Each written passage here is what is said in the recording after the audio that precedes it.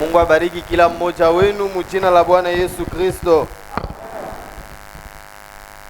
Nous sommes venus Tunakuya njoo ya Bwana wetu avec joie. wakati tukunaimba na furaha. Nous pensons à notre rachat. Tukunakumbuka ukombozi wetu. Nous pensons aussi à ce qu'il nous a promis. Tukunakumbuka na bila ritulakaka. Nous voyons de loin Tukunangalia mbali les choses arriver. bintu bile bikunakuya. Tout ce qu'il nous a promis dans sa parole, Vyote bila ritulaka muneno yake. nous le vivrons. Tutabiishi siku moja. C'est une réalité. Ni mambo ya kweli. Et l'Esprit en nous nous rend témoignage de cela. Na Au nom de notre Seigneur Jésus-Christ, tunamilamukia mwe bote mjina la Bwana Yesu Kristo. nous avons Tuko na mahitaji. c'est notre sœur Solange de lève-nous pour lire la parole de Dieu. Shimame njoo kusoma sauti ya Mungu. Toujours dans Romains, Tukupaka Muwarumi. nous quitterons Romains dimanche. Tutatoka Muwarumi siku ya yenga. C'est cette écriture qui fait le thème de notre prédication. Njoo hii andiko inakuwa kishina ya mahubiri yetu. C'est Romains chapitre 5. Warumi sura ya 5. Nous lisons au verset 17. Tunasoma mstari ya 17. Si par l'offense d'un seul la mort a régné par lui seul, Kama kupitia nkosa ya mtu moja lufu ilitawala kupitia yule moja, à plus forte raison ceux qui reçoivent l'abondance de la grâce mara ngapi bale beko napata utele ya neema et du don de la justice na ya zawadi ya uwaki régneront-ils dans la vie par Jésus-Christ lui seul. batatawala ndani ya uzima kupitia Yesu Kristo peke Ainsi yake. donc, Hivi sasa comme par une seule offense, sa vile kupitia nkosa la moja condamnation a atteint tous les hommes, hukumu ilishika bantu bote, de même par un seul acte de justice, vile vile kupitia tendo moja ya la waki justification qui donne la vie s'étend à tous les hommes. waki ile kunaleta uzima inashika bantu bote. Car comme par la désobéissance d'un seul, Sa vile kupitia kutokutii ya mtu moja beaucoup ont été rendus pécheurs, ba mingi balifanyika kuwa batenda dhambi, de même par l'obéissance d'un seul, vile vile kupitia kutii ya mtu moja beaucoup seront rendus justes. ba mingi batafanyika kuwa benye haki. Je prie. Mitaomba. Seigneur, merci pour cet après-midi. Bwana Mungu, asante njoo hii magharibi.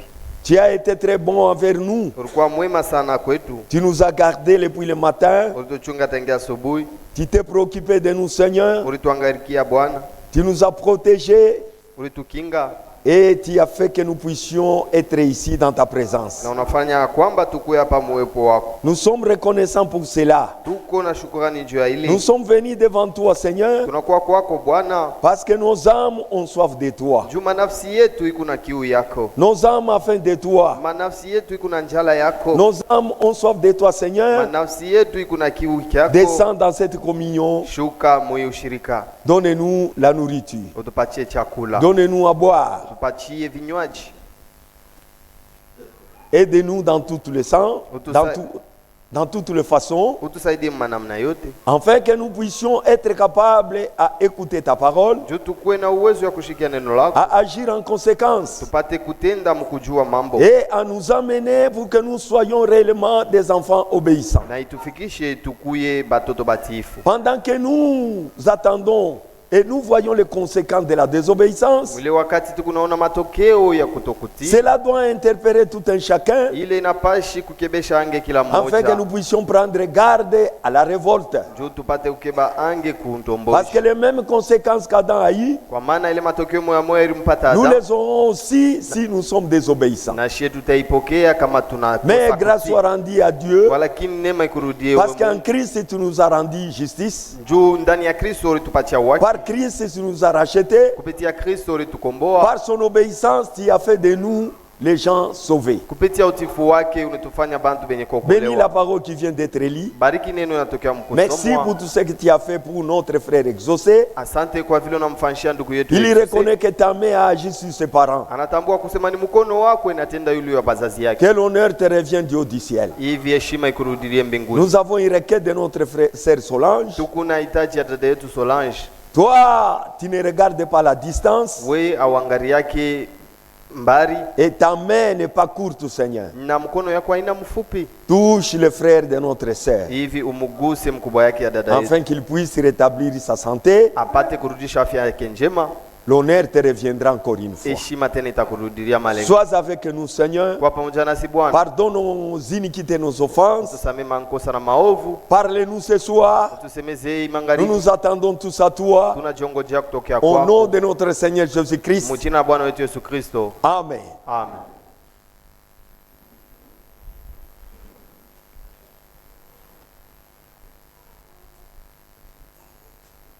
La désobéissance et ses conséquences. Kutokutii na matokeo yake. Nous ne cessons de répéter. Hatustaacha kurudilia. Adam nous a représentés dans la mort. Adamu alitutambulisha shibote mulufu. Ève a été séduite. Eva na ye alishikwa, Elle s'est rendue coupable de cette transgression. alijifanya kuya ule anastahili njuu ya ile hukumu, Elle a entraîné son mari dans le sillage. na ye anaingisha bwana yake muile mambo. Son mari est tombé avec la femme. Bwana yake anaanguka naye, Et toute l'humanité a été plongée dans la mort na dunia yote mzima iliingia mulufu à cause de la désobéissance d'un seul. juu tu ya kukosa kutii ya muntu moya. Par cet homme seul, Kupitia ule tu muntu moya, nous tous nous sommes condamnés. shibote tunahukumiwa. Nous vous lisons ici, Tukuna misomea hapa dans le Dieu de cet âge mauvais. mu mahubiri, le Dieu de cet âge mauvais. Paragraphe 109. Paragraphe 109. Maintenant écoutez, Sasa msikie. c'est que les deux épouses qui étaient fiancées Ile ya kusema bale babibi harusi bawili balikuwa basha kuchumbiana, avaient pris la connaissance de Satan au détriment de la parole de Dieu. barianza kuona ile ufahamu ya shetani kuile nangaria uharibifu ya Ils ont cru. bariamini. Ah. Ils ont cru la connaissance de Satan. Banaamini ile ufahamu ya shetani. C'est-à-dire, Ni kusema l'épouse d'Adam bibi harusi a wa cru la Adam connaissance de Satan anaaminia ile ufahamu ya shetani au détriment de la parole de Dieu. juu ya kuharibisha neno ya Mungu, Et l'épouse de Christ na bibi harusi wa Kristo a cru la connaissance de Satan na ye aliaminia kwa ile ufahamu ya dans shetani cet âge mauvais, mui kizazi ya mbaya, l'âge de hii l'intelligence, kizazi ya akili au détriment de la parole. juu ya kuhalabisha neno ya Mungu.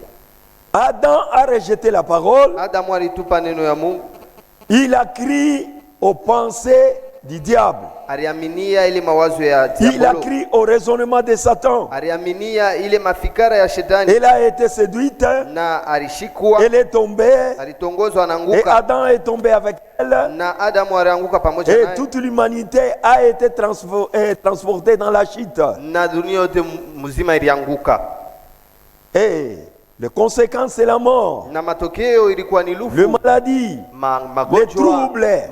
mvuruko, toutes les choses que nous avons. vyote hivi tuko navyo C'est parce qu'il y a une seule personne qui a désobéi à la parole. juu kutu muntu moya alikosa kutiku neno. Et ici le prophète il dit, Na hapa nabii yako nasema l'épouse de Christ, bibi harusi wa Kristo qui est l'église, yule anakuwa dans kanisa ces temps de la fin, mwi kizazi ya il mwisho, a crié aussi à la connaissance na dénominationnelle. yeye anaaminia kufahamu ya kizeru, Au lieu de croire la parole, bali amini neno, il croit aux pensées humaines, anaanza kuamini mafikara à la ya théologie, kuteolojia, au credo, makredo, et c'est là l'église aussi a été séduite. na kuile kanisa ilitongozwa pia. Et remarquez, Na mwangalie sasa, Ève dans le naturel ewa mukiasili avait cru cela, aliaminiaka ile, avait plongé toute la race humaine dans la mort. aliweka rasi yote ya binadamu mulufu, L'épouse naturelle d'Adam, ule bibi harusi wa kiasili ya Adamu, l'homme naturel de la terre, ule mtu wa kiasili wa hapa dunia, son épouse, avant qu'il ne puisse aller vers elle, bibi yake mbele amchofeye,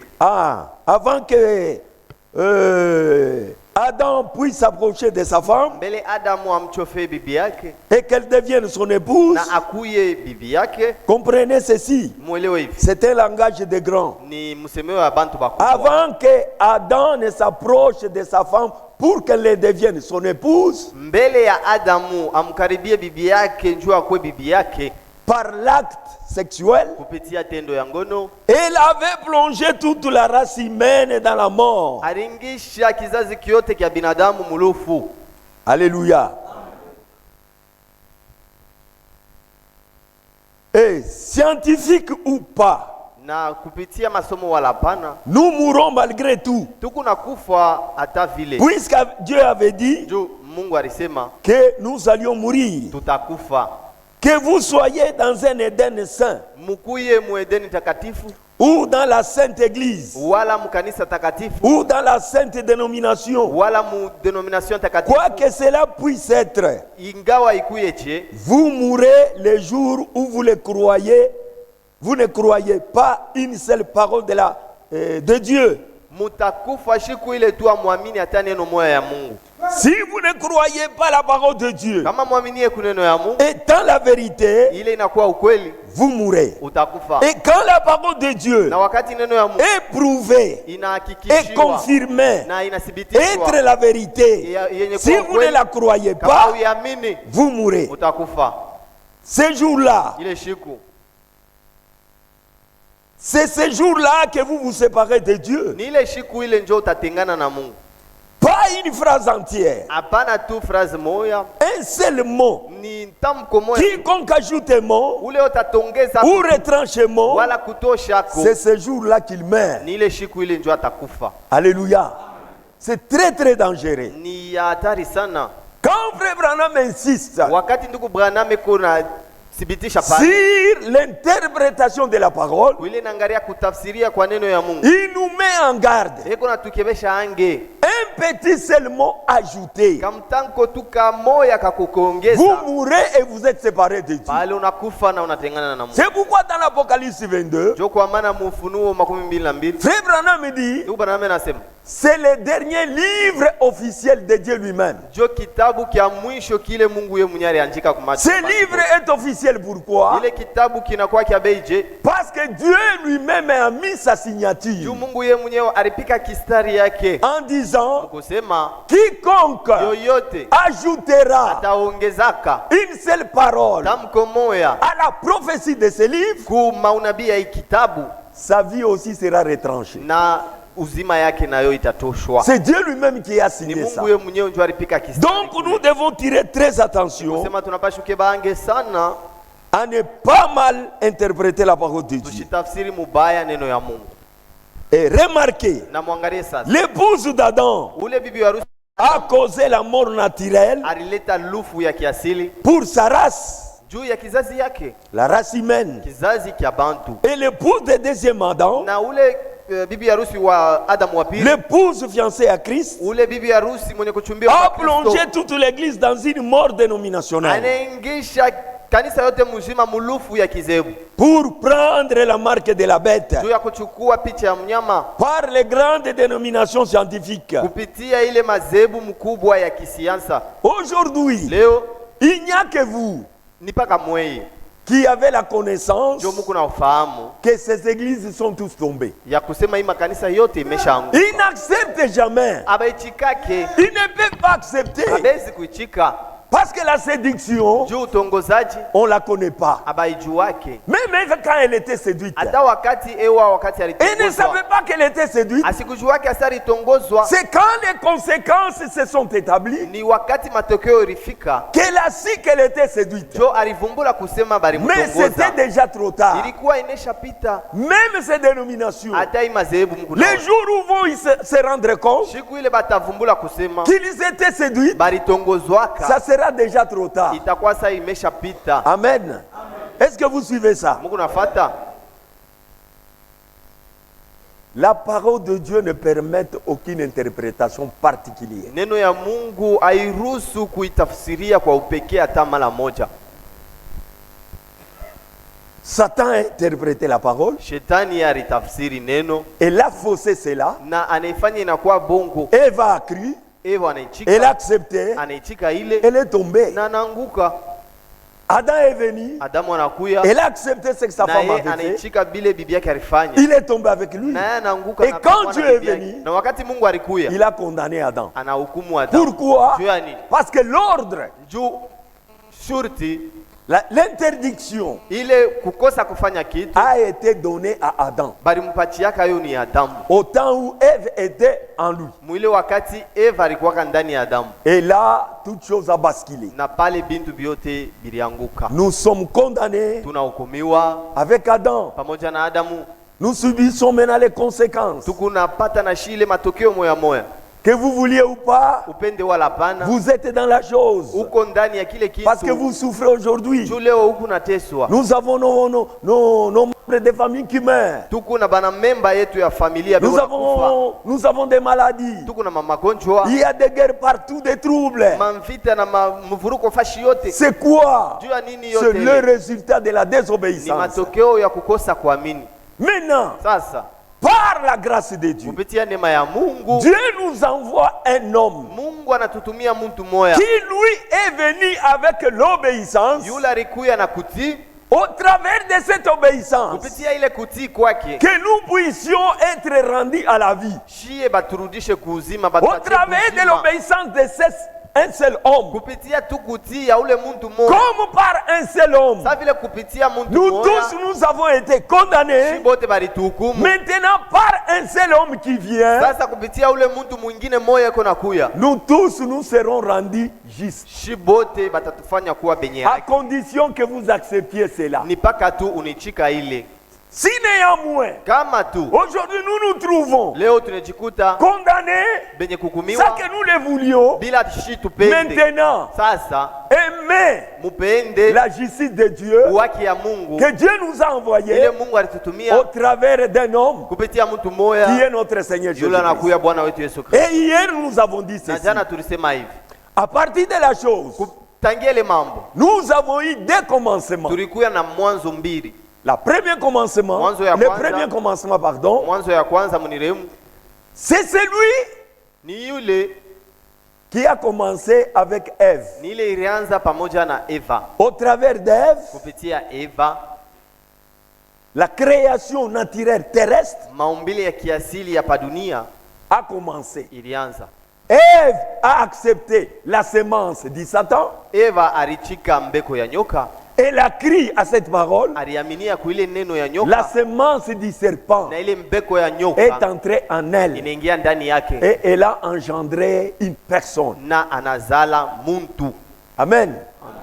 Ce sont des lignées qui commencent. Ni pale ni bizazi bili bili. Maintenant, nous voyons que Sasa tunaona kusema le deuxième commencement, hii mwanzo ya pili c'est celle qui est venue par Marie. ni ile ilikuya kupitia Maria. Marie a pris la parole de Dieu. Maria naye aliaminia neno ya Mungu, Et cette parole qu'elle a criée, na ile neno aliaminia, elle est devenue une semence divine ile neno inakuya mbeko ya kiroho en elle. ya kimungu ndani yake, Elle a inventé un homme na ile mbeko inazala muntu, qui est cette parole qui est devenue chair. ile inakuya neno inavuala mwili, La parole devenue chair neno inakuwa mwili a engendré Jésus-Christ. inazala Yesu Kristo. Celui qui était engendré, Yule barizala c'est le premier né de toute la création de Dieu divine. njo mzaliwa wa kwanza wa maumbile yote ya Mungu. Dans cette création divine, Mwile maumbile ya kimungu, le premier à être né, wa kwanza kuzaliwa mule c'est Jésus-Christ. Yesu Kristo. Il est né comment? Alizaliwa je? Au moyen de la foi. Kupitia imani. Marie a cru, Maria aliamini, cette parole ile neno est devenue vie en elle. inakuya bujima ndani yake Elle a produit un homme. na inazala Et muntu, cet na homme-là, ule muntu c'est le Seigneur njo Jésus-Christ. Bwana Yesu Kristo. Cette manière-là de naître, Ile namna ya kuzalika c'est le deuxième commencement. njo mwanzo ya pili, Et celui qui naîtra de la même manière na ule atazalika vile vile fait partie de la famille de Jésus, pale anakuya mjamaa ya Yesu, dont lui est le premier-né. mkusema yeye anakuya mzaliwa wa kwanza Et nous sommes ses frères. na shie tunakuwa banduku yake. Nous avons lu avec ça, avec vous ça. Tulivisoma pamoja namwe jana. Donc comprenez que Ni kusema mwelewa cet kusema homme qui est venu, huyu muntu il alikuya est venu avec l'obéissance. alikuya na kutii, L'obéissance des fils de Dieu utiifu ya mtoto ya Mungu nous procure la victoire, iko natuletea ushindi, la vie éternelle, uzima ya milele, le salut. okovu. Il nous rend tout ce que nous avions perdu au travers d'Adam. Iko natupatia biote bile tulipotesha wakati tulikuwa mwanzo. Par un seul homme qui va obéir, Kupitia tu muntu moya ule atati, qui a même obéi, ule shana kuti, nous avons bénéficié shi tulipatia mo. tout ce qu'on avait perdu. Biote bile tulipoteza. Est-ce que vous comprenez cela? Unaelewa vile? Si vous croyez en Jésus-Christ, Kama unaamini ndani ya Yesu Kristo, vous obtenez tout ce qui nous a acquis par l'obéissance à la parole. ukunapokea biote bile alitulaka kupitia utiifu ya neno ya Mungu. Si vous ne croyez pas, Kama tu hawaamini, vous serez condamnés. utahukumiwa. C'est pourquoi il est dit, Ndio kwa maana banasema allez par tout le monde prêcher mwende la bonne fasi nouvelle. yote mdunia mhubiri habari Celui njema. qui croira Yule ataamini et qui sera baptisé na atabatiziwa sera sauvé. ataokolewa. Celui qui refusera Ule atakatala sera condamné. atahukumiwa. C'est fini. Kunesha Et les conséquences, c'était quoi? La séparation avec Dieu, na matokeo ile ribapataka ni kutengana na mort, Mungu, lufu, le maladie, magonjwa. comme nous venons de le dire. Sasa vile tunatoka mkusema C'est pourquoi, ndio kwa quand nous lisons dans cette prédication, tukisoma muima ubiri la grande tragédie, la grande tragédie c'est notre frère Franck qui parlait de ça. ya ndugu yetu Frank, À la page 14, page yake 14, il n'y a pas de paragraphe. hamuna maparagrafu. Nous voyons d'un côté Caïn, Tukunaona ngambo moya Kaina, la semence naturelle de l'ennemi. yule anakuya mbeko ya kiasili ya Et adui. ensuite Christ, Kisha tunaona ngambo ingine Kristo, la semence divine. mbeko ya kimungu. Il y a là Ève Peko pale Eva, qui ne croit pas. yule ashamini. La désobéissance, Kukosa kuti c'est à elle que Satan parle par les serpents. ni kupitia kukosa kuti njo shetani eko nasema kupitia nyoka.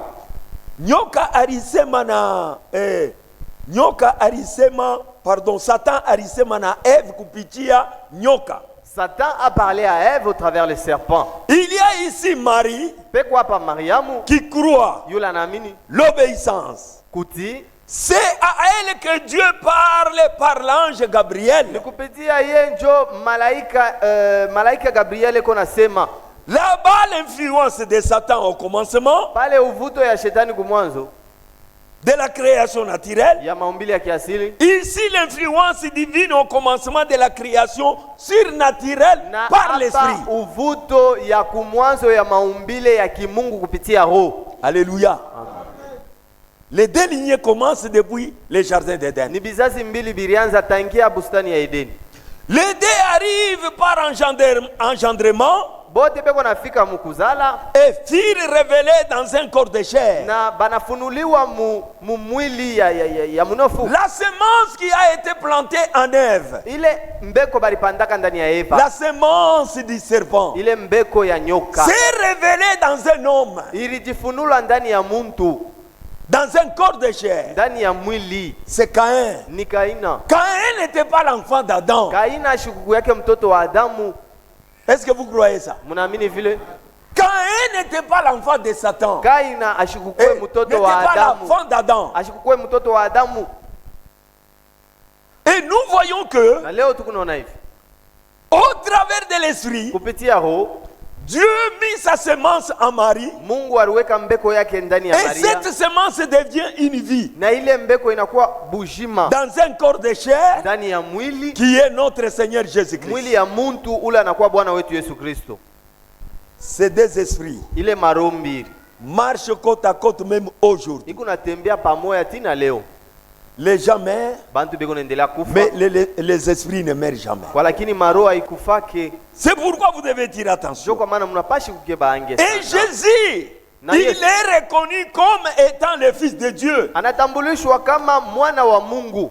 La semence promise Ile mbeko barilakaka qui devait venir par Marie. ile ilipashaka kuya kupitia Mariamu. Et dans la Bible, parfois, on parle de la semence, la postérité de la femme. Na mubiblia mara nyingine beko nasemea uzao ya mwanamke. En d'autres langues, Mu namna nyingine ya kusema la semence de la femme. mbeko ya mwanamke. À vrai dire, Mkusema tu la mzuri, femme n'a pas de semence. mwanamke ashikale na mbeko. La femme est une porteuse de semence. Mwanamke ni ule anachukuaka tu mbeko. Comme il n'y n'y avait personne pour donner cette semence à Marie, Sa vile kukue muntu njuu ya kumpatia Maria mbeko. c'est pourquoi Dieu lui-même a pris la semence à mis à Marie. Ndio kwa maana Mungu alibeba yeye mwenye mbeko anaiweka ndani ya Et Maria. cette semence qui n'est pas venue d'un homme Na ile mbeko ile haikutokea kwa est mtu. considérée comme la semence de la femme. Baneitwa sa mbeko ya mwanamke. Amen. Amen. Comme la semence de la femme. Sa mbeko ya mwanamke. Et cette semence de la femme, Na ile mbeko ya mwanamke c'est notre Seigneur ndio Jésus-Christ. Bwana wetu Yesu Kristo. Quand lui est apparu, Wakati yeye alionekana, il est apparu pour détruire les œuvres du diable. alionekana njuu ya kubomola makazi yote ya shetani. Tout ce que Satan avait fait, Yote vile shetani alifanyaka. les dégâts qu'il a apportés, Ile madega alifanya. Satan devait être détruit avec ses œuvres. Bwaribifu bote bulipashi kubomolewa pamoja na C'est shetani. pourquoi, Ndio kwa maana quand Jésus est venu sur la terre, wakati Yesu alikuwa hapa dunia hapa, il est devenu malédiction. alikuya laana. Alléluia. Jésus n'était pas malédiction. Yesu ashikukue laana.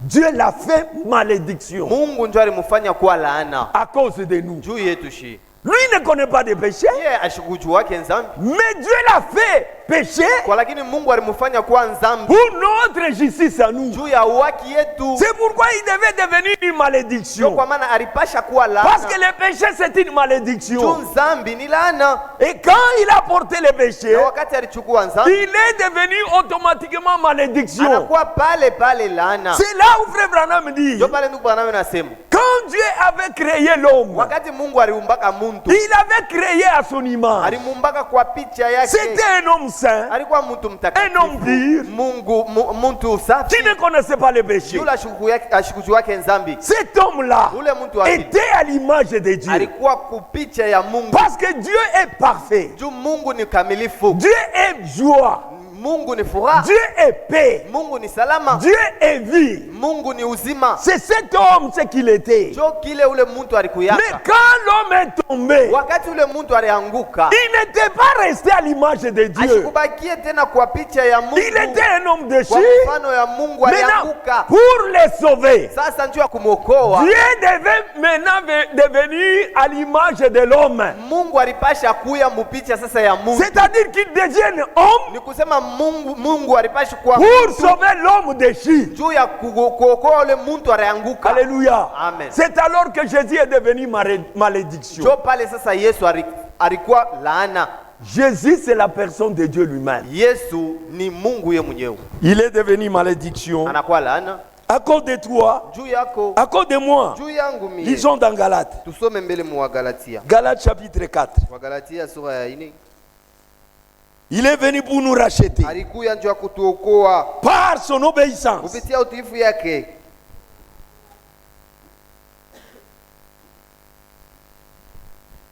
Galates 4, verset 4. Wagalatia 4 sura ya 4. Mais lorsque les temps ont été accomplis, Wakati saa ilienea, Dieu a envoyé son Fils, Mungu alituma mwana wake né d'une femme, mwenye kuzaliwa kutokea mwanamke, né sous la loi, mwenye kuzaliwa chini ya sheria, afin qu'il racheta ceux qui étaient sous la loi, juu apate kukomboa bale balikuwa chini ya sheria, afin que nous ressuscitions l'adoption. juu tupate kupokea ukubali.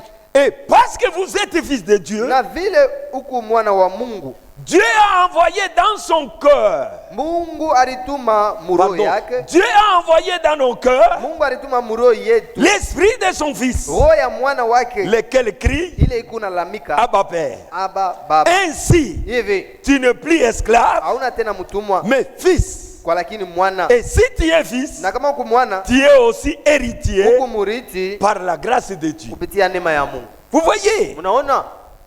Mais lorsque les temps ont été accomplis, Saa ile wakati ilienea, Dieu a envoyé son Fils, Mungu alituma mwana wake né d'une femme, mwenye kuzaliwa kutokea mwanamke, né sous la loi, mwenye kuzaliwa chini ya sheria, afin qu'il les racheta juu aokoe ceux qui kukomboa étaient sous la loi. bale balikuwa chini ya sheria. Amen. Amen. Le moment est venu Wakati ilifika pour que les rachats puissent être accomplis, juu ukombozi ipate kufanishika, pour que la rédemption soit juu effective. ukombolevu ipate kuenea. Et quand le temps était Na là, wakati ilifika, Jésus est né Yesu alizalika pour qu'il vienne accomplir cette tâche-là. juu akwe kutimiza ile kazi. Galates chapitre 3. Wagalatia sura sura ya 3.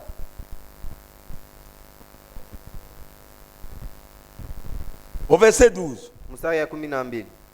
Or, la loi ne procède pas de la foi, Japo imani japo sheria haina na imani, mais elle dit, kwa lakini kunasema celui qui mettra ces choses en pratique vivra par elle. yule atatumikia hii bintu ataishi kupitia hii bintu.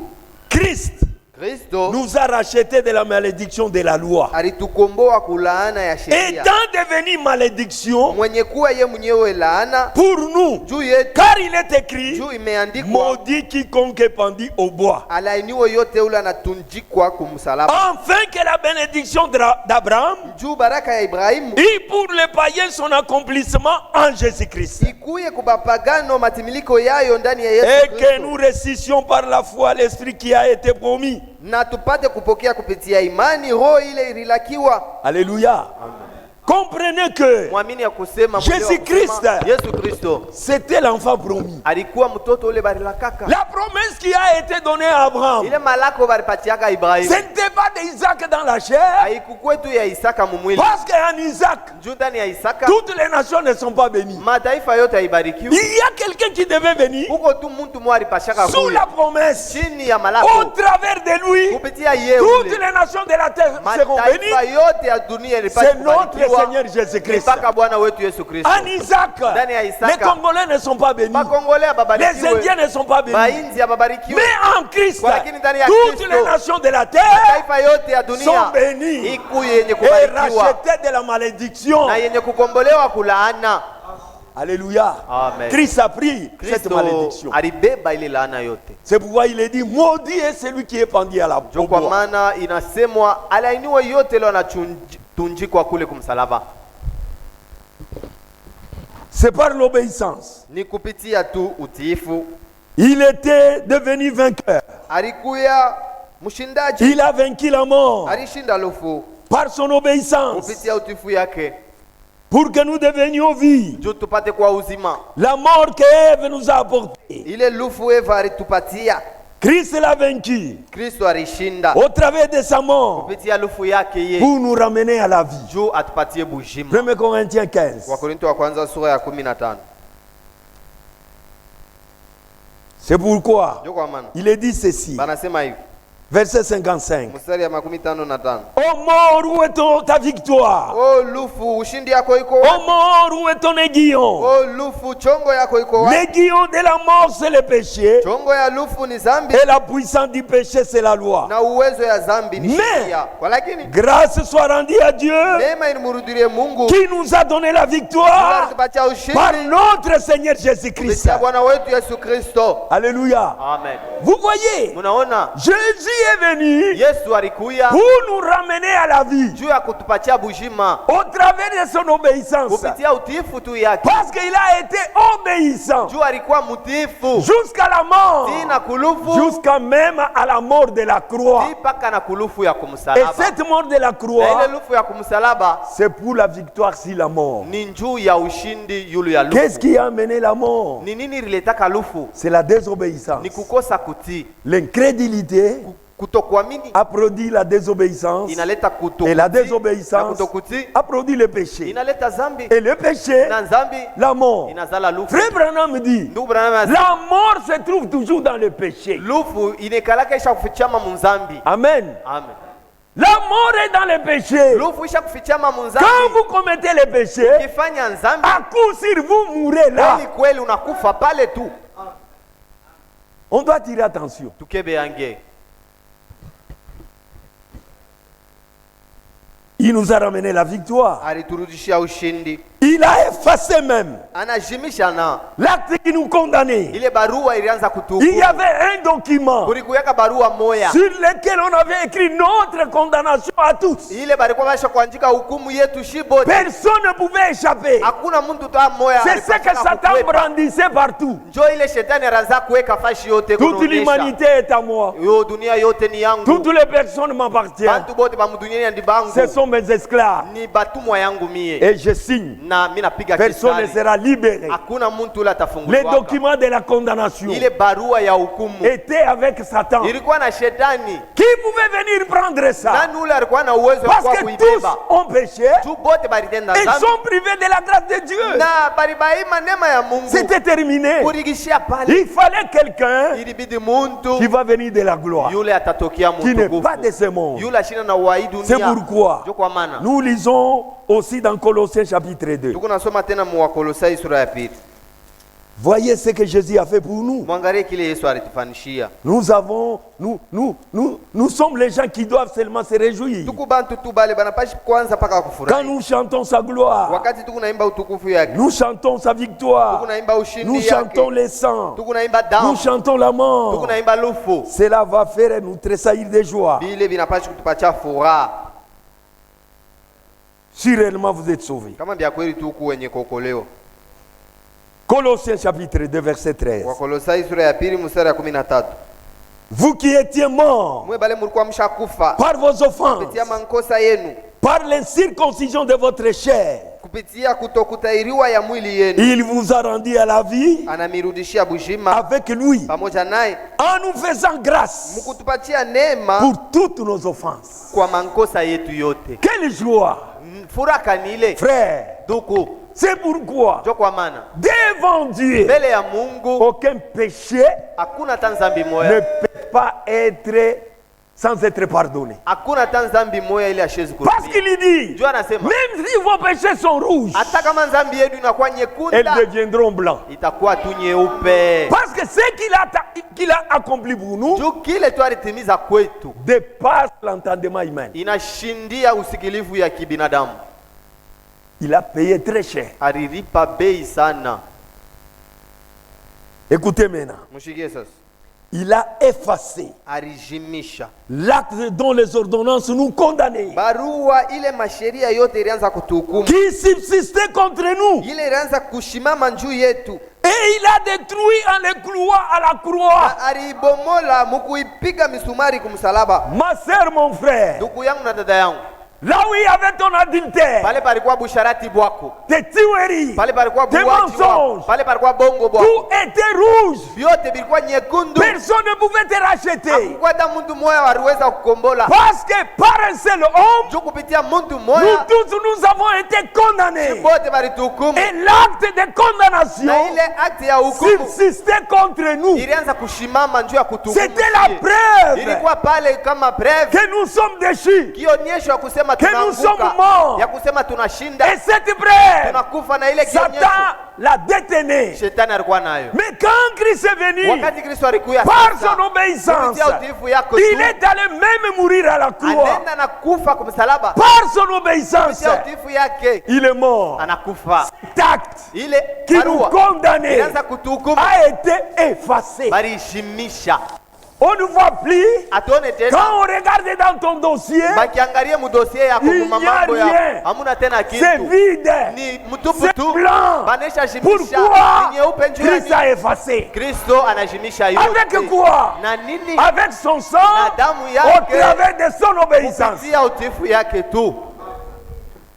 Regardez là où nous venons. Mwangalie kule tunatokea.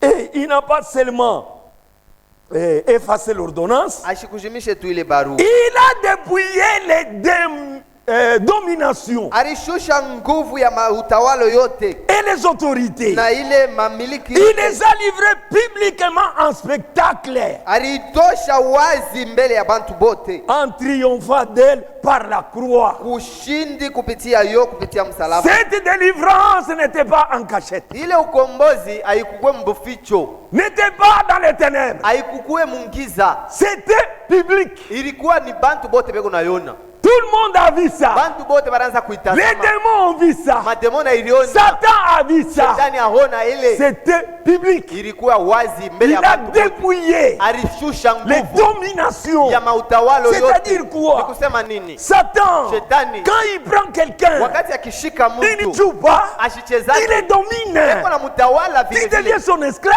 anakuwa mtumwa Il wake, ule commence à te dicter. anaanza kumuongoza. Tu deviens esclave unakuwa mtumwa, et tu n'as pas de volonté à toi. hauna tena na mapenzi ya Il domine sur toi. anakutawala. Regardez ceux qui ont les démons d'adultère. Angalia bale beko na mademoni ya C'est busharati, une domination du diable sur lui. ni utawala ya shetani yule yabo. Lui n'a pas de distinction. Ye ashina na chanisho Une lwake, petite fille, aikwe kabinti prend. kaloko anabeba, une vieille, akwe mama il mzee prend. anabeba, Une malade, akwe il wa prend. malaria anabeba, Même les cadavres, hata benye il ba couche avec. eko na lala C'est nabo. quoi? Nini ile yote La ile? domination de Satan sur lui. Utawalo ya shetani yule yake. Quand quelqu'un est voleur, Wakati mtu eko c'est mwizi, un esprit sur lui. ni roho iku yule yake Il na n'a pas utawala. peur. Ashina na Il boka, peut voler même le jour. anaweza hata kuiba mchana hivi, Il peut trouver même les maisons. anaweza kubomola manyumba. Il n'a peur de personne. Ashina na boka na muntu lwake. Pourquoi? Juu ya nini? Il est dominé par l'esprit de vol. Eko mwenye kutawaliwa na maroho ya C'est lui qui bullshit. est dominé par l'esprit de mensonge. Yule anatawaliwa na bongo. Il ment sans honte. Eko na landa pasho haya. Quand il veut te mentir, Kama nafia tu kukulanda. ce n'est pas le problème de 20 minutes. Haina mambo ya 20 minutes. 30 minutes. 30 minutes. Vous êtes escroqué. Bana kuibia kuna. Pourquoi? Juu ya nini? Il devient un technicien dans les mensonges. Anakuwa teknisia mkulanda tu. Et quand il dit, Na wakati yeye tu unasema ne bongo bwana, peux pas refuser. hawezi kubisha. Il a une langue très succulente. Eko na lurimi mwa ya butamu sana. Pourquoi? Juu ya nini? Il est hanté par les démons de mensonges. Eko mwenye kutairiwa na mademona ya C'est bongo. ça la domination Jo utawalo et l'autorité. na ya mamlaka. Quelqu'un qui domine, Yule eko na il tawala. a aussi de l'autorité. Eko na mamlaka na ye. Il doit te dire, Anapaswa kuonesha injurier, chambula. tu injuries. Unachambula. Battez-les, Umupike. vous les battez. Unampika. C'est l'autorité. Njo mamlaka ile. Mais Christ, Kwa lakini par son Kristo obéissance, kupitia utiifu wake il les a dépouillés. anaitosha Il n'a pas nguvu fait yote. ça dans les cachettes. Ashiifanye mubuficho. Il dit, on les a dépouillés publiquement. Banasema bali bavule ile nguvu C'est yao. pour te mbele dire ya que watu wote ni kusema Satan, shetani dépouiller quelqu'un, c'est-à-dire quoi? kumuvula mtu ni kusema Ah, kumuvula anabakia mutubu. nini? Nguvu yote C'est-à-dire ana il nayo. n'a plus de force. Frère Branham dit, Ndipo banamti les démons sont inoffensifs. mademoni haina tena na nguvu. Aina nayo. Ils n'ont plus de force. Hapana kuwapatia ile occasion. Ne leur donnez pas cette occasion-là. Seri ni jasema no Ma sœur, mademo ndio nanibamba. Qu'est-ce qui va pas Ah, passer? Ce sont les acha démons qui m'ont envoûté. Non, laissez ça. acha ile. Laissez ça, ma soeur. Même leur chef, Attends, chef yabo. il a été débouillé. Na bari muvula. Ce sont les soldats sans armes. Ni baskari basho masila.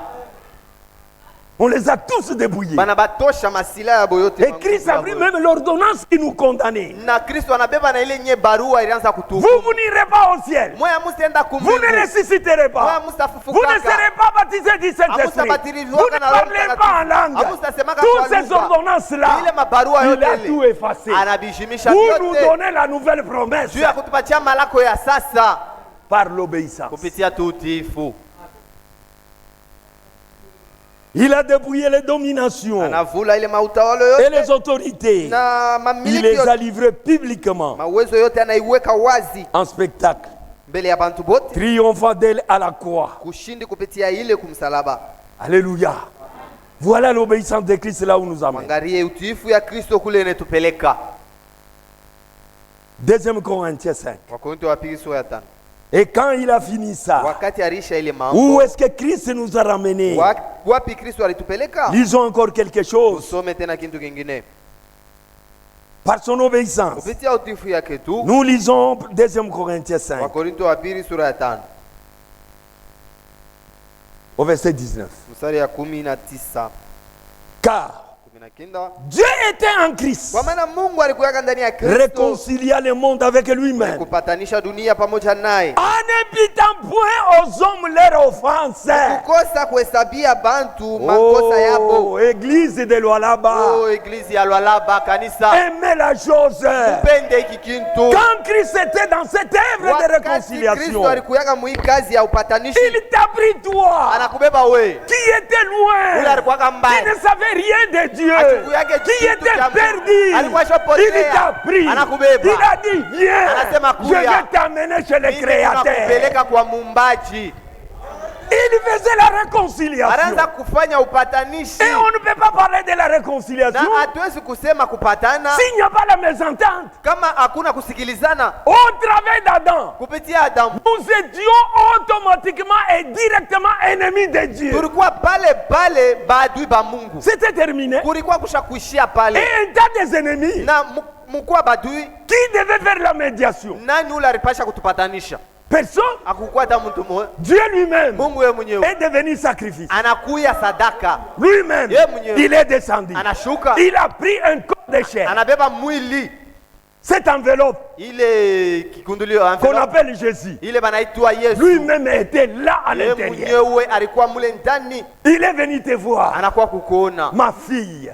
Binti Je wangu, t'aime. mimi nakupenda, Abandonne ça. acha bile Je binti, t'amènerai à la vie. niko nakupeleka kuuzima, Laisse ces choses. acha bile binti, Je te donnerai le ciel. patia mbingu. C'était la réconciliation. Ilikuwa ni kupatana. Amen. Amen. Écoutez ce que la parole de Dieu dit. Mushikie kile neno ya Mungu inasema, Car Dieu était en Christ. kwa maana Mungu alikuwa ndani ya Kristo, Réconcilier le monde avec mwenye lui-même. kupatanisha dunia pamoja En naye, n'imputa point aux hommes leur offense. ashikuhesabia bantu mkosa yabo, Il a mis en nous aweka ndani yetu la parole de la réconciliation. neno ya upatanishi. Nous qui? Shiye Nous banani, les prédicateurs. shiye ba Un tumishi, prédicateur bahubiri. doit avoir la parole de la réconciliation. Mhubiri anapashi kuwa na neno ya Un kupatanisha. prédicateur qui divise, Mhubiri ule kona kabula, il n'est pas le prédicateur de Dieu. ashina mhubiri wa Mungu. Un prédicateur a toujours les paroles de la réconciliation. Mhubiri anakalaka paka na neno ya kupatanisha. Maintenant, Sasa nous les prédicateurs, shiye bahubiri nous faisons donc les fonctions d'ambassadeurs pour Christ. tuko nafanya kazi sasa ya baambasadeur ya Kristo, Comme si Dieu exhortait par nous. sasa vile Mungu eko nathibitisha kupitia shiye. Maintenant écoutez, Sasa mshiki, nous vous sensibilions tuko na misi au nom de Christ. mujina ya Kristo, Soyez réconciliés avec Dieu. mupatanishwe pamoja na Mungu.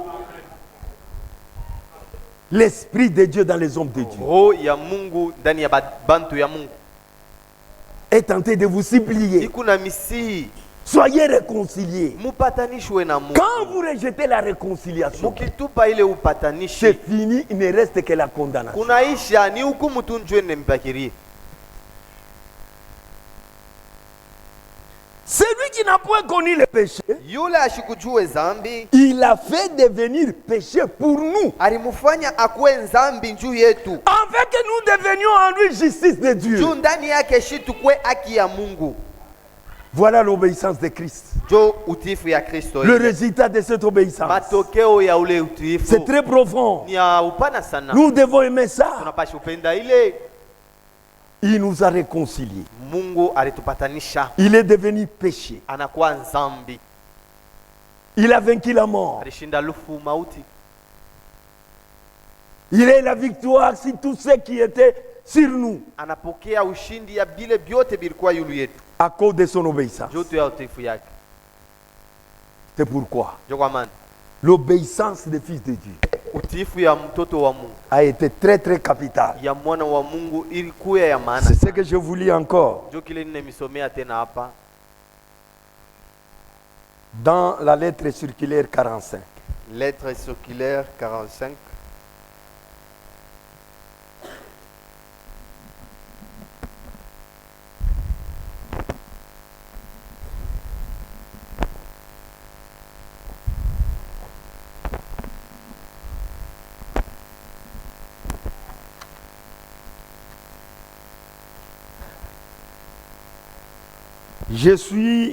J'ai un livre condensé des lettres circulaires. Kuna kitabu kile basha uchanga mu mabarua ya Mais kuzunguka. si vous avez la brochure lettres circulaires 45, Kama kuna lettre circulaire ya Paloyo 45, c'est à la page 2 et à la page 3. ni page ya pili na ya tatu. C'est là où nous lisons. Jo pale tunasoma. Écoutez ce que l'homme de Dieu nous dit. Mushikie kile mtu. Dans les saintes écritures, mu maandiko matakatifu, l'obéissance des fils de Dieu utiifu ya mwana wa Mungu est opposée à la désobéissance d'Adam. inapinganisha na kutokutii kwa Adamu. La désobéissance Kutokutii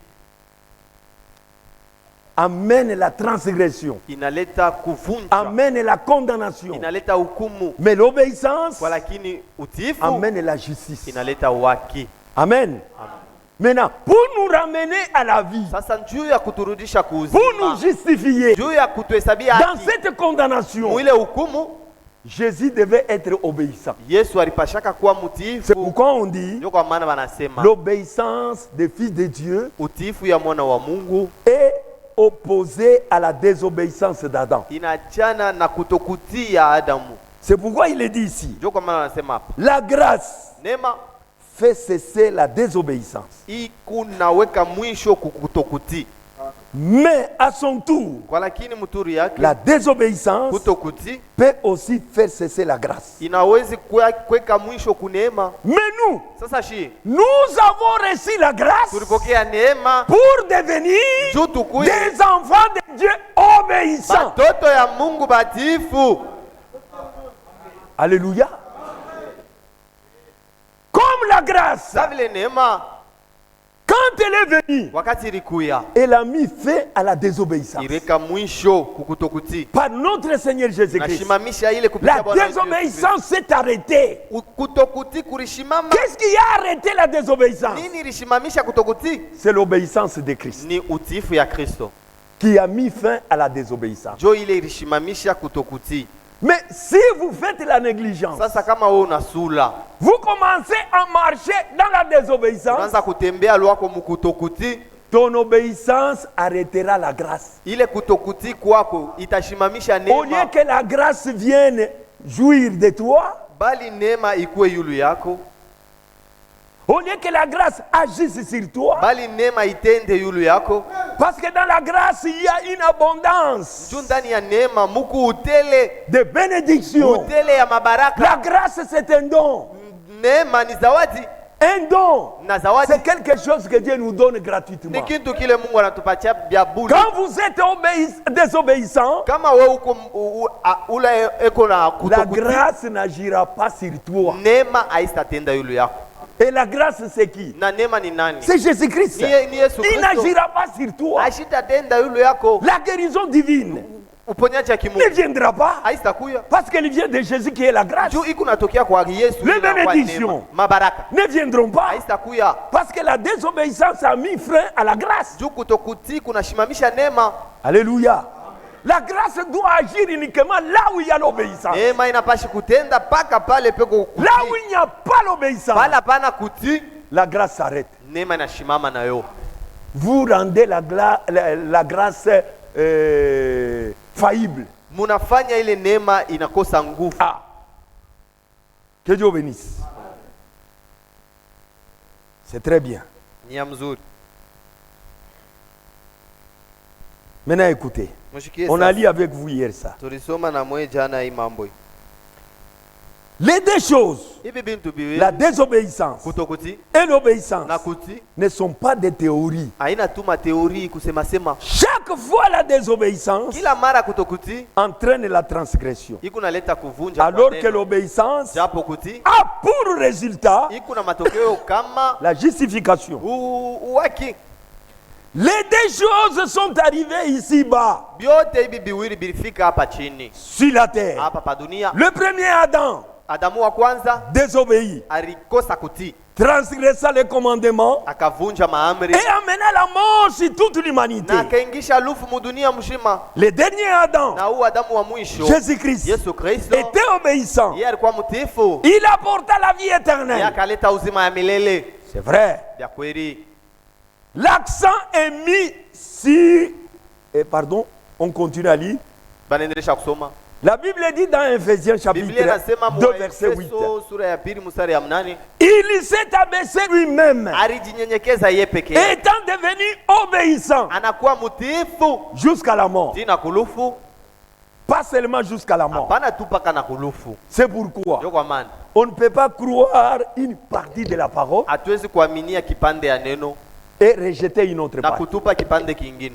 Nous croyons tout. Shi tukunaamini neno yote. La Bible nous dit, Biblia inatuonesha hivi, si vous croyez que kama munaamini ya kusema Jésus-Christ Yesu est Kristo mort et alikufa qu'il est ressuscité, na alifufuka, croyez aussi que muamini tena Dieu Yesu ramènera atarudisha par Christ kupitia ceux Kristo qui sont décédés. bale balikufa.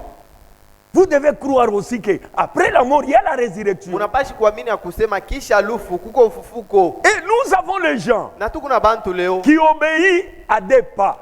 beko naamini tu mapambiri. Quand on les demande d'obéir jusqu'à 4 pas, Baki ba lomba kuti paka na mapambiri ça devient difficile. Inakuwa nguvu kwao. Oh là, je ne peux pas. Oh hapana, Mr. Fika. Oh, Dieu lui-même sait Mungu yeye mwenyewe que anayua ma foi n'est pas tellement grande. ya kusema imani yangu haina nguvu. Tu es en train de te séduire toi-même. Huko unajitongoza wewe mwenyewe tu. Jésus Yesu était obéissant sur toute la ligne. ye alikuwa mtiifu mu mambo yote. Pourquoi on dit qu'il était obéissant à la mort, Jua nini banasema alikuwa mtiifu kulufu même jusqu'à la mort de la croix? ti na kulufu ya msalaba. À la croix, ce n'était pas facile. Kumsalaba haikuwa mambo teketeke. C'était très difficile. Ilikuwa vya nguvu sana kule.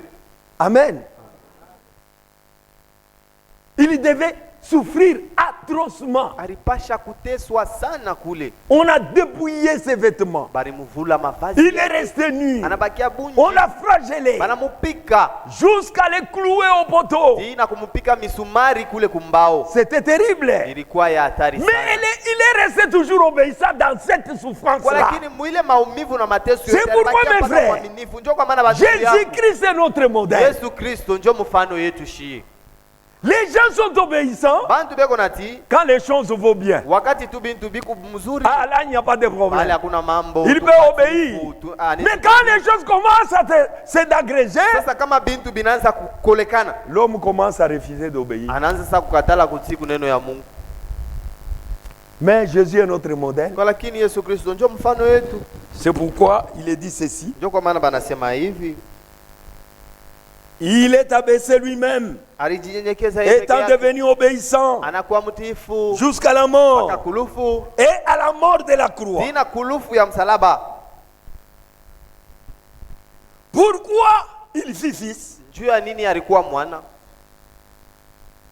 Il a pris l'obéissance par les choses qu'il a souffertes. Alibeba ile utiifu kupitia bintu bile aliteswa, Et ayant été consommé, na kuteswa vile il est devenu pour tous ceux qui lui obéissent anakuya njuu ya bale bote beko na mutiye l'auteur du salut éternel. mwanzo ya wokovu ya milele. Ça c'est Hébreux 5, 8, 9. Jo wa Ibrania sura ya 5 mstari ya 8 mpaka 9. Je reprends. Narudiria. Lisons maintenant dans Hébreux 5, 8. Tusome Parce que ici, wa Ibrania sura ya 5 On nous mstari a ya donné 8. des points de référence. Hapa banatupatia tu pale. Là, nous allons lire l'idée complète. Pale tutasoma sasa mawazo yenyewe. Hébreux, Wa Ibrania chapitre 5. mstari ya 5 Nous lisons au verset 8. sura ya 5 mstari ya 8. Bien qu'il fût fils, Vile alikuwa mwana, l'obéissance par les choses qu'il a souffertes, utiifu kupitia bintu bila aliteswea, et qui, après avoir été élevé à la perfection, na kisha ye kunyanyuliwa kukamilifu, est devenu pour tous ceux qui lui obéissent anakuya njuu ya bale bote beko na mutii, l'auteur d'un salut éternel. chanzo cha wokovu ya milele. Pour que ce salut Juu ile wokovu soit réellement salut en toi, ikuwe wokovu vya kweli ndani yako, tu dois obéir à l'auteur de ce salut. unapashi kutii kwa ule alianza ile wokovu. Huyu alitokoa Celui qui nous a ni sauvés, juu alitii. c'est parce qu'il avait obéi. Mungu anamunyanyua Dieu l'a élevé mukipimo wa bukamilifu, jusqu'à la perfection. anakuya sasa Il est devenu maintenant mwenyewe ule alituletea okovu ya milele. l'auteur d'un salut éternel. Ndio maana sauti ya Mungu Voilà inasema pourquoi la parole de Dieu dit, sasa anakuya maintenant il est devenu mfano un exemple wa bale bote watakuwa na utifu saa de yake. tout celui qui aura l'obéissance comme pour lui. Alléluia. Amen. L'accent Sasa banakazisha, est mis sur cette déclaration banakazisha pa hii msemo pour tous ceux qui lui obéissent. kwa bale bote beko na mutii, Bale bote beko na muti. tous ceux qui lui obéissent. Aina bote, mais bale bote beko na Ce muti. ne sont pas tous, mais tous ceux qui lui obéissent. Ils Il s'agit donc de ceux qui ont reçu la grâce Ni mpaka tu bale balipokea neema à obéir à la foi. kutii kuimani. Anakuya mwenye uzima ya Il milele est devenu l'auteur du salut de la kubale vie éternelle. bote beko na muti. Pour tous ceux-là qui lui obéissent. Na bale beko na muti ni banani? Et qui sont ceux-là qui lui obéissent? Ni bale balipokea ko Ce neema sont ceux-là qui ont reçu la ya grâce kwanza kutii d'obéir kupitia imani ile beko par nayo. la foi qu'ils ont. Frère, Sans la foi, bila imani il n'y a pas d'obéissance. hakuna utiifu. Nous obéissons Tunatii à ce que Dieu dit vile Mungu anasema, parce qu'à nous il y a la tu foi. ndani yetu tuko na imani. Et quand vous obéissez Na wakati unatii au travers de la foi, kupitia imani, vous prouvez que pale vous avez reçu la grâce. ya kusema ulipokea neema. Et cette grâce Na ile neema nous pousse à recevoir le salut éternel. ikuna tusukuma tupokee uzima ya milele, C'est très profond. wokovu ya milele. Car toute désobéissance Kwa maana kutokutii kote à l'égard de Dieu kuile nangalia Mungu remet notre salut en question. pale ikunafanya wokovu yetu tuanze kuidute. Kama unasema Si ushakokolewa, tu dis que tu es sauvé, mais hautii hata kumambo moya ya Mungu, mais tu n'obéis à aucune affaire de Dieu, automatiquement unaonesha sema là uyaokolewaka. tu nous montres directement Hata que kama tu n'as jamais unaexpliquer été Dieu. sauvé, même si tu nous expliquais Oh, comment. haina mambo ya kwenda kanisa kila siku ndio mimi Cela nitaokolewa. n'est pas l'affaire d'aller à l'église chaque jour On a que je prouvé serai que tu sauvé. es désobéissant à la parole. Là, tu prouves simplement que tu es désobéissant. Parce que la parole de Dieu dit, Dieu na Mungu anasema, n'abandonnez pas votre assemblée. mushachirie makutano yenu. On est déjà encouragé tout mubintu vya butu. Tu t'encourages dans le mal. Le problème, on doit être sérieux. Mambo tunapashi kwa Soit vous serious. croyez, Kama unaamini soit vous ne croyez pas. wala uamini tu. Quand on avait un modèle à botte dans la Bible, Si tu prenais le modèle de tous ceux-là qui sont dans la Bible, hakuna mtume mmoja anaweza kulofa kwa il kanisa. n'y a aucun apôtre qui s'absentait à Ba l'église. Marie Magdala, Les maris de ba Magdala, Marie les Madeleine, maris Madeleine, ba Jacques, Jacques. bale bote wanaanza kufuata Kristo. tous ceux-là qui suivaient Christ, Hakuna hata mmoja anaweza kulofa kwa personne kanisa. ne s'absentait à Sasa wewe l'église unatosha régulièrement. l'esprit wapi? Maintenant, où as-tu tiré cet esprit de t'absenter? Unetosha wapi? Où as-tu tiré cela? Uko nachunga mbingu. Et tu attends le ciel comme ça. Kama kuko yako mbingu, S'il y a un ciel à toi, Job anatembea kama ile namna uko nafanya. c'est alors qu'on va se Mais conduire ya de huyu cette Mungu manière. wetu. Mais le ciel qui appartient à notre Dieu Iko na manjia yayo. a ses propres voies.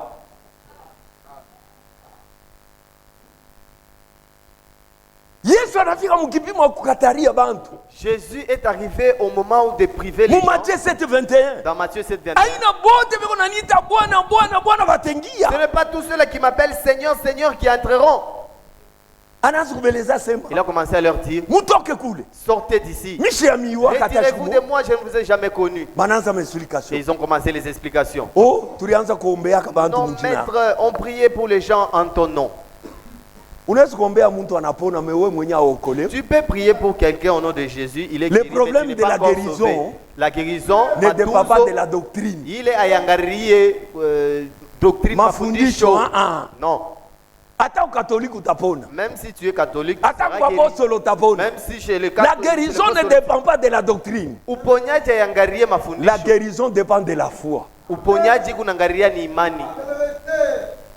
Oh, tuliombea bantu mjina yako Non, nous balipona. avions prié pour les gens. Tulianza en ton nom, kuangalia na c'était guéri. bamalari. Nous avons visité les gens en Yesu ton nom. asema mishe miwa Jésus a katashi dit, moyo je ne vous ai munyondeke tu. jamais connu. Retirez-vous de moi. Mulianza kutenda maovu. Vous qui commettez l'iniquité. Kama hapa bantu walikuwa na maisha Si ces gens ici qui avaient cette ya kuweza kufanya yako na miujiza. de faire même des miracles, Balikuwa bantu weko naomba na mjina yake. qui priaient même au nom de Jésus. Sasa wewe Maintenant, quant à toi, au yafanya hata mudiza tu moja. n'as jamais fait même un Na miracle. kulofa Et unawekea hapo. puis tu t'absentes même à Na l'église. explication Et unawekea puis hapo. tu veux même donner Kama des explications à wanakusema ton unaanza absence. kushirika. Si on te réprimandait, tu t'énerves. Unakosea wewe mo. Non, mais tu te fais du tort. Je vous avais dit hier, Nini mionyesha jana. Dieu ne sera jamais perdant. Mungu ashitapoteshaka.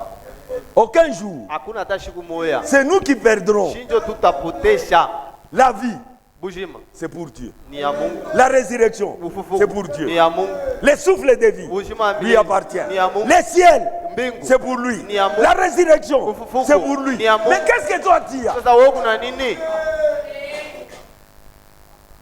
Oh, niko na force, unalanda. Non, je suis en train de me forcer. Tu Frère, trompes, tu mens, mon ni frère. juu Mungu anakupa santé. Parce que Dieu t'a donné la bonne santé de marcher et tu dis que je suis en train de me forcer. Va voir les gens qui sont sur les lits des hôpitaux. Mwambia salamuka ako kurie kwa tatu buyi. Dis-lui, lève-toi seulement, tu prends un peu de bruit. Non. Je forcé. N'est-ce pas tu forçais? Frère, kama Mungu anatosha kale ka santé kale. Si Dieu ôtait seulement la petite santé, la bonne santé mangungu yote itakuisha. Tous les fanfarons que tu as va finir.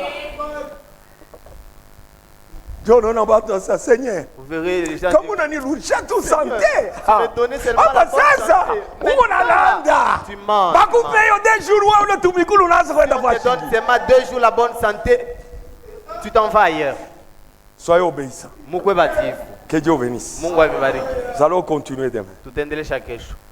Nous savons où nous allons avec ça. Vous connaissez là où nous venons.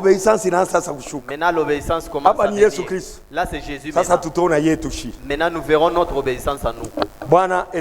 Que le Seigneur nous bénisse. Sitasumbuka kwa kuwa Mungu ni baba yangu kabisa. Hawezi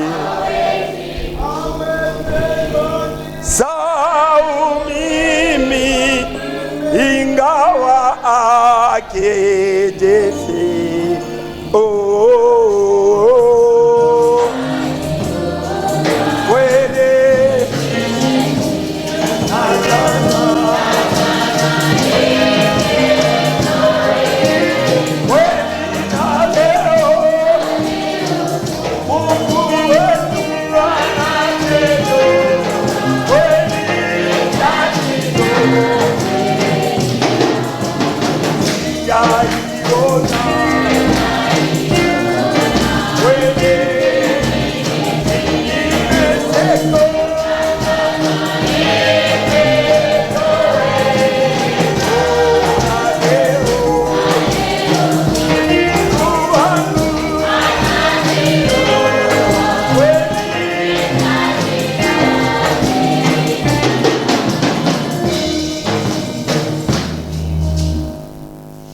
Lèvons-nous et prions le Seigneur.